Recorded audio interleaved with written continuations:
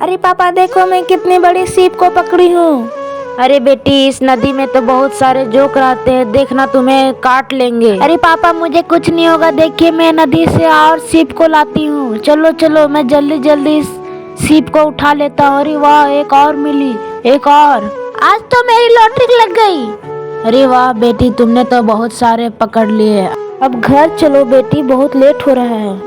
अरे पापा देखा, इस नदी में तो कुछ नहीं, आप तो झूठ बोल रहे थे। चलो बेटी, सीप को इस टोकरी में रखो, अब घर चलते हैं।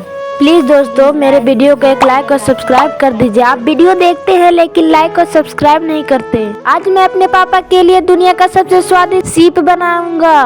कमेंट में पार्ट 2 लिखे।